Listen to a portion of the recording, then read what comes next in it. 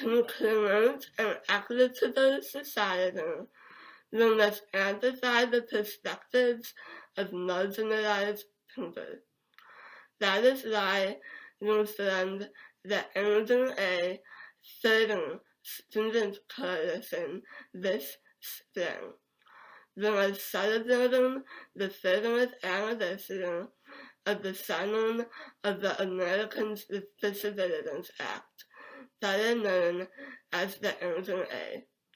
Our mission is to increase awareness and governing around the ADA, as well as promote disability justice for all in Madison's students, faculty, and staff, so that the whole campus community feels included. We are partnering with the Public History Project, the McBurney Disability Resource Center, and the Associated Students of Madison to showcase the history of disability in our campus community and explore how history is continually being uncovered from the UW archives. Thank you for joining us. Now let me introduce Kacie, Lucchini, Butcher to share more about the Public History Project. Hi, my name is Kacie Lucchini Butcher, and I am the director of the UW-Madison Public History Project. And I'm here today with Emma Wathen to talk to you about some of the history that we've been uncovering for the project. First, let me say thank you to ASM and McBurney for inviting us to share this history as part of the UW Celebrates ADA30. We're so excited to begin sharing some of this history with the UW community. I want to start by telling you just a little bit about the background of the project and what we do. So the project grew out of a campus study group that looked into the history of two UW-Madison student organizations that took the name of the Ku Klux Klan in the 1920s. Chancellor Rebecca Blank commissioned the Public History Project as one of several responses to the study group's findings. And the broad intent of our project is to really begin a process of reckoning with our histories of racism and exclusion so that UW can create a more equitable campus community. I believe that history is a kind of crucial step in this process. We really must know what has happened to begin to really understand where we want to go and how we want to change UW for the better. So for the past 8 months, graduate and undergraduate students have been researching the history of UW in the archives and conducting oral histories with students, alumni, staff, faculty, and community members. An important part of this project is not only documenting the histories of exclusion and discrimination, but making sure that those histories are being told by and from the perspectives of the people who experienced it. So while researching in the archives is obviously an integral part of our work as historians, archives are always going to be inherently missing information. So it's impossible for an archive to keep everything that could be useful for the future. Even think about yourself.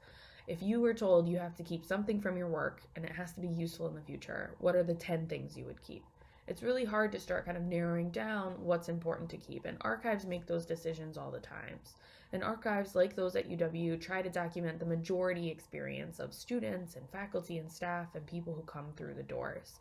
And because Madison is a primarily white institution, that tends to be the experience of white people and the experience of majority communities. Because of this, archives are often missing just the type of information that we need and that we want as historians who do this type of work.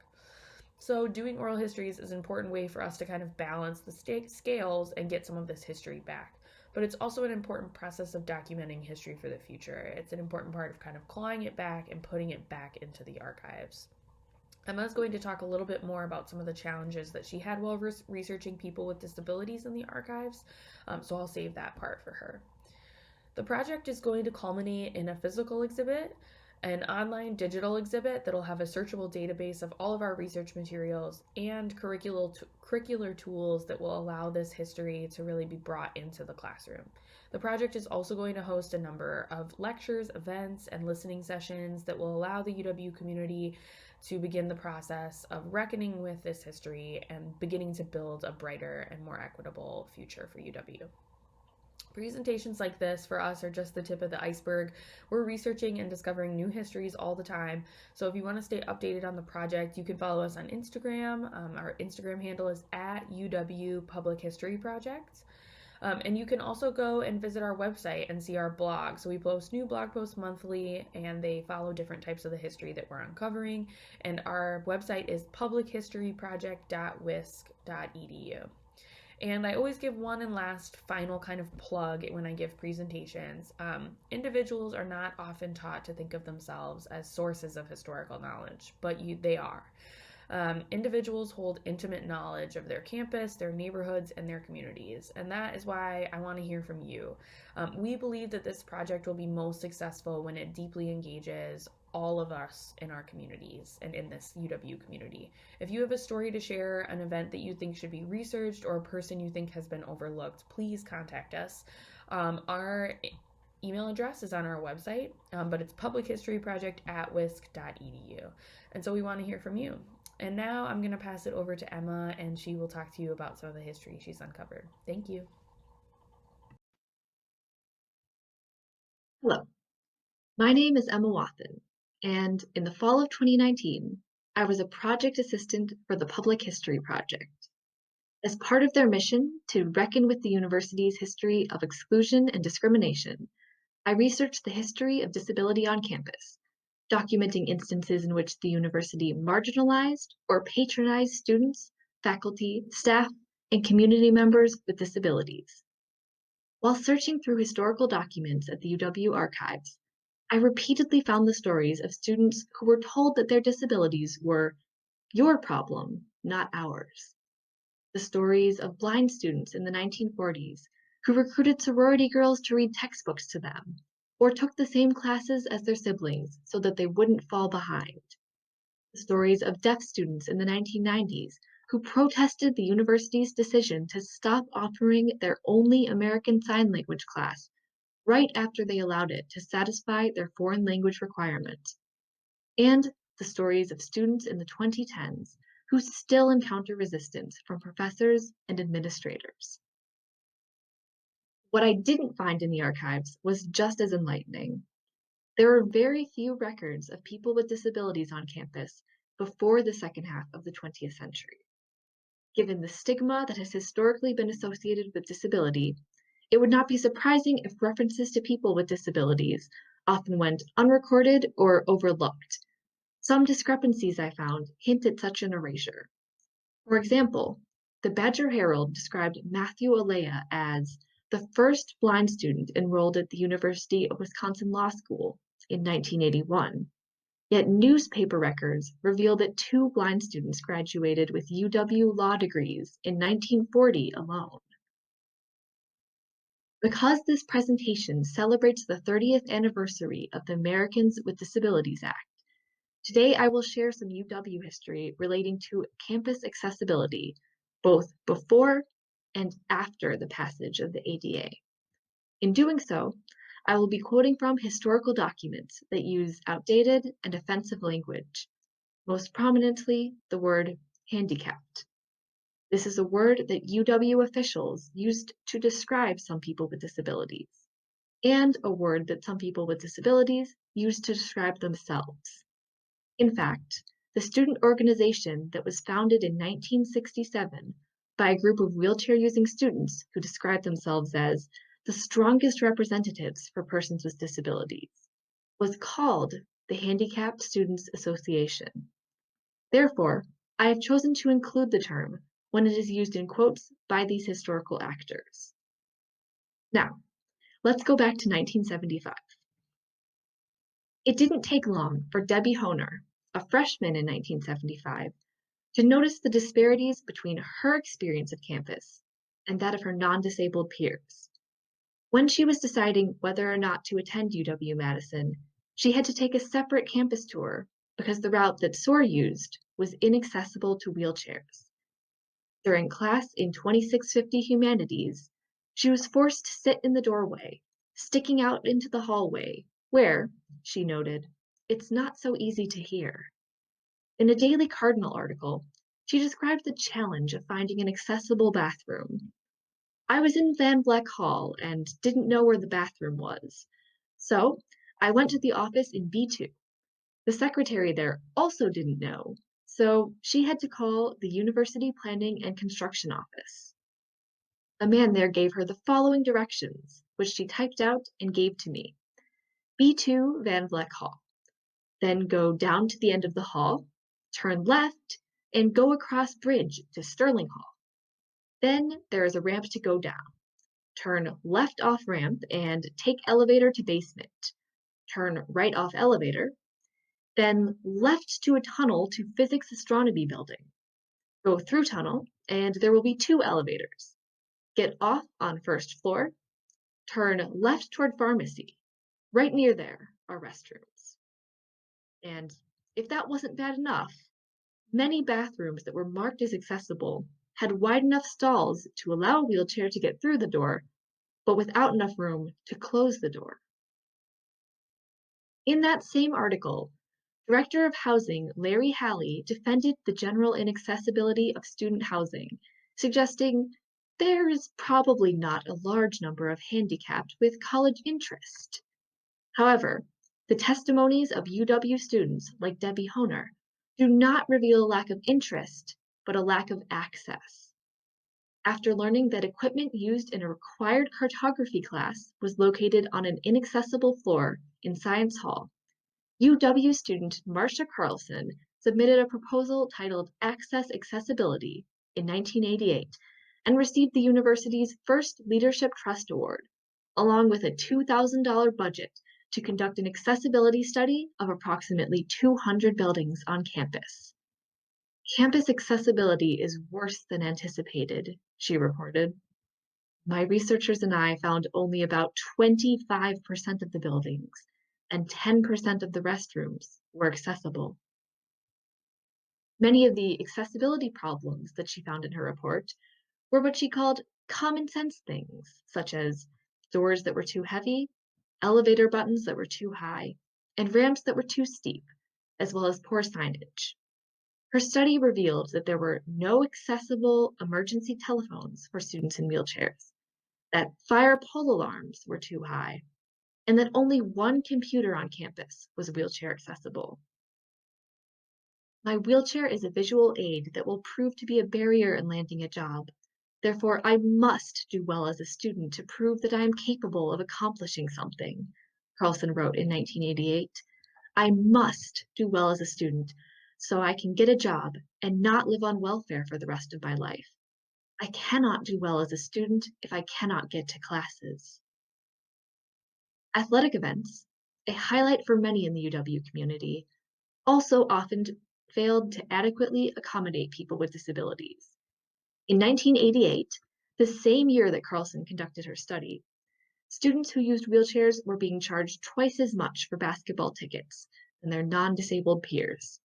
And in 1981, while attending his first hockey game of the season, business professor James A. Graskamp discovered that the specially built railed section provided for people with disabilities in 1980 had been filled with a row of padded folded chairs and converted to season tickets for the able-bodied.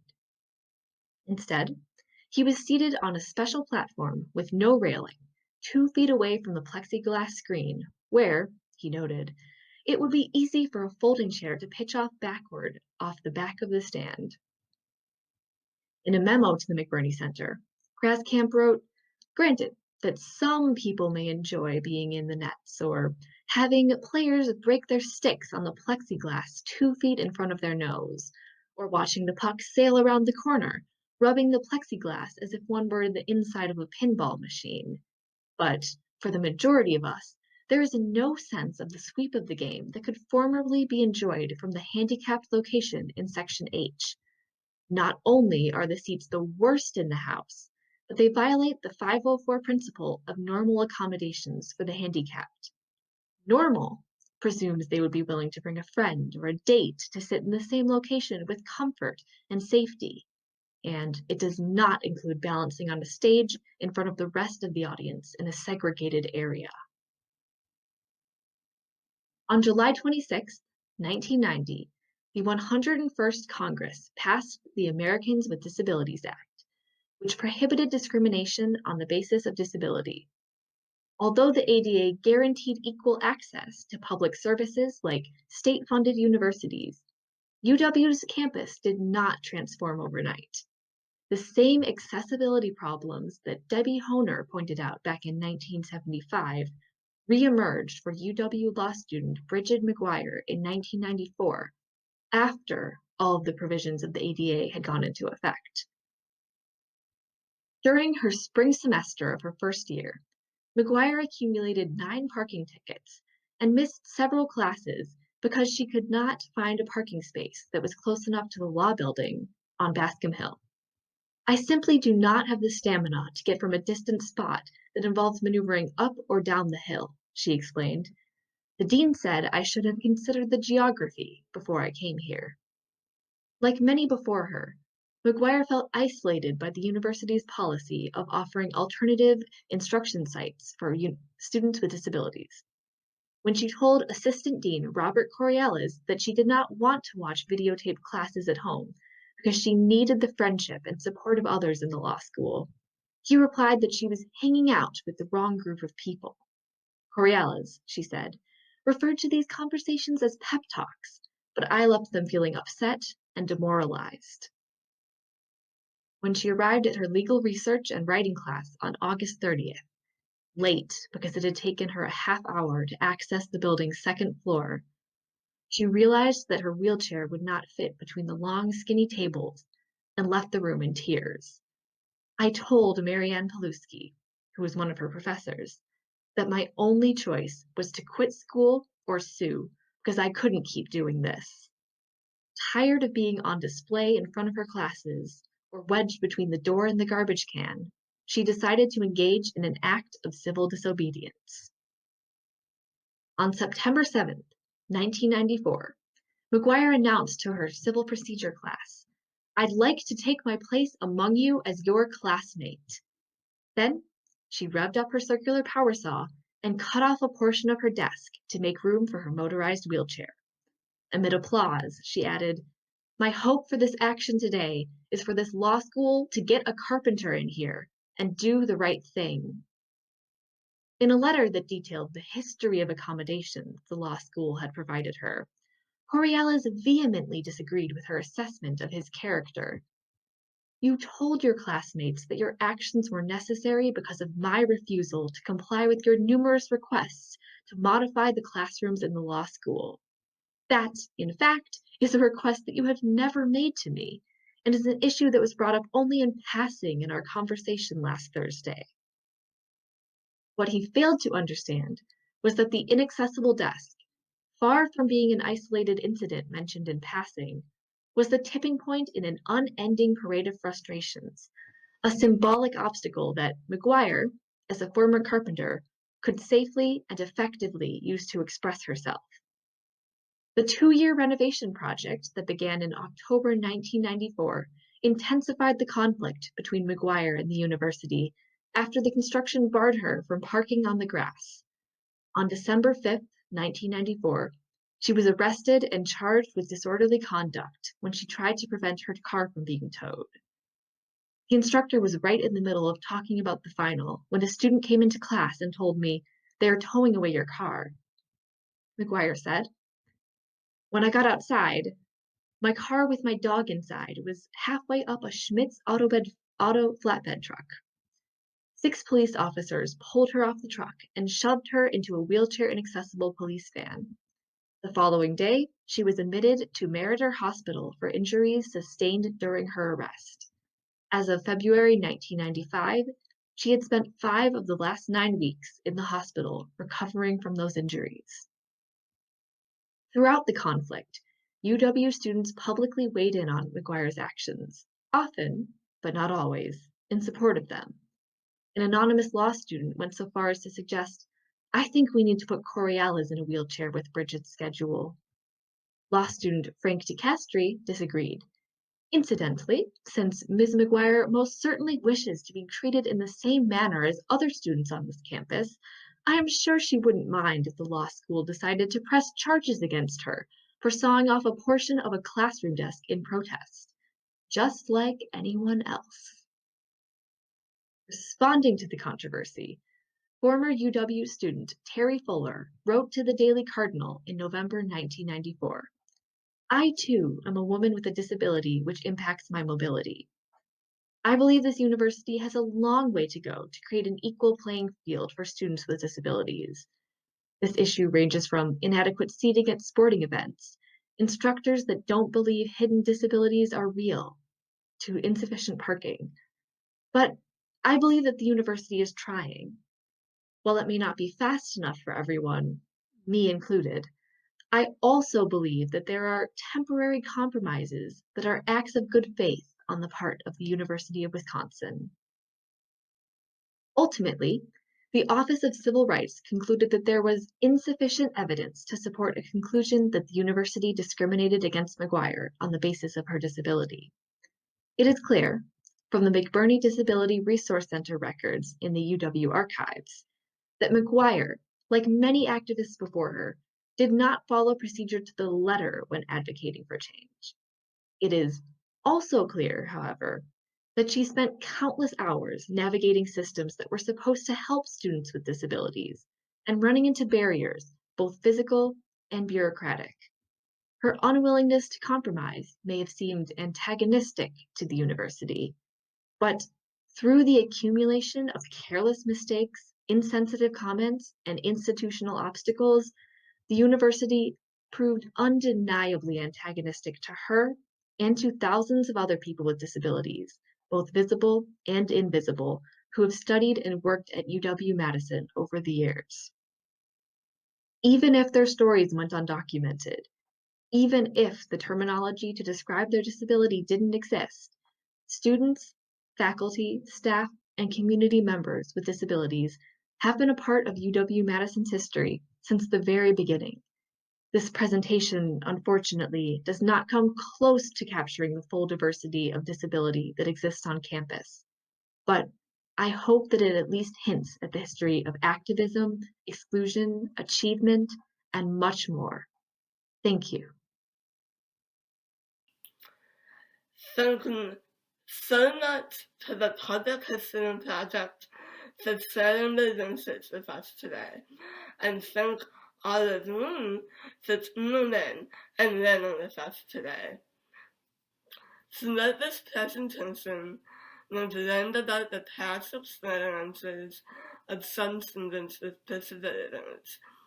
While there have been improvements that have been made on campus, we have more work to do as a community. We hope that by amplifying the perspectives of marginalized people, we can create a more inclusive environment for all of UW-Madison's students, faculty, and staff.